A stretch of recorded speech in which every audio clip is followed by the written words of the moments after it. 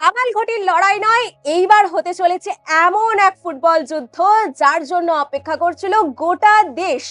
হ্যাঁ, একদিকে পাঁচবারের বিশ্ব চ্যাম্পিয়ন ব্রাজিল আর অন্যদিকে আমাদের ভারত। আর এই ঐতিহাসিক ম্যাচে সাক্ষী থাকতে চলেছে ফুটবলের শহর কলকাতা। কথাটা শুনতে একটু অবিশ্বাস্যকর লাগছে, তাই না? কিন্তু এটাই বাস্তব। কয়েকদিন আগেও এই ম্যাচ নিয়ে ছিল ধোঁয়াশা। কেউ বলছিল ম্যাচটি হবে, কেউ বলছিল হবে না, একদমই অসম্ভব। কারণ একটা সময় ছিল যখন ভারতের কর্মসূচি নিয়ে বিভিন্ন ধরনের প্রশ্ন উঠছিল, আর সেই প্রশ্নগুলো শুনেই লোকজনে মনে করছিল যে ব্রাজিল হয়তো ভারতে আসবেই না খেলতে। আর সেই সব জল্পনায় এবার ইতি টেনে দিল অল ইন্ডিয়া ফুটবল ফেডারেশন, আর তারা নিশ্চিত করেছে যে ৩রা অক্টোবর কলকাতার যুব ভারতী ক্রীড়াঙ্গনে আন্তর্জাতিক প্রীতি ম্যাচের মুখোমুখি হবে ভারত ও আরেকদিকে পাঁচবারের বিশ্ব চ্যাম্পিয়ন ব্রাজিল। এটা শুধুমাত্র একটা প্রীতি ম্যাচ নয়, এটা এমন একটা মুহূর্ত যেটা ভারতীয় ইতিহাসে বহু বছর ধরে মনে রাখা হবে।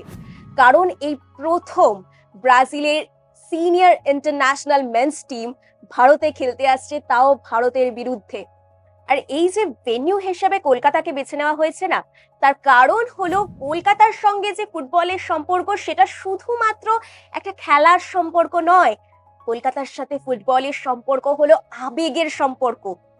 কারণ যখনই বিশ্বকাপ আসে তখনই সবুজ আর হলুদে সেজে ওঠে কলকাতার বিভিন্ন এলাকা। বড় রাস্তার থেকে শুরু করে ছোট গলি, সব জায়গায় ব্রাজিলের পতাকা। বছরের পর বছর ধরে যে শহর ব্রাজিলকে নিজের দল হিসেবে সমর্থন করেছে, এবার সেই শহর সামনাসামনি দেখতে চলেছে সেই ঐতিহাসিক ম্যাচ। এখন শুধু একটাই অপেক্ষা যে স্কোয়াডে কারা থাকতে চলেছে ব্রাজিলের স্কোয়াডে। ভিনিসিয়াস জুনিয়র নাকি মার্কিনিউয়াস, আর কোন কোন বড় বিশ্ব তারকা থাকতে চলেছে এই দলে। দেখুন, এই সব প্রশ্নের উত্তর তো মিলবে স্কোয়াড অ্যানাউন্সমেন্টের পরে। একটা কথা তো নিশ্চিত, ৩রা অক্টোবর যুব ভারতী শুধুমাত্র একটা স্টেডিয়াম থাকবে না, হয়ে উঠবে ইতিহাসের মঞ্চ। তাই এখন একটাই প্রশ্ন, এই মহারণে জিতবে কে, ভারত নাকি পাঁচবারের বিশ্ব চ্যাম্পিয়ন ব্রাজিল? আপনাদের কি মনে হয়?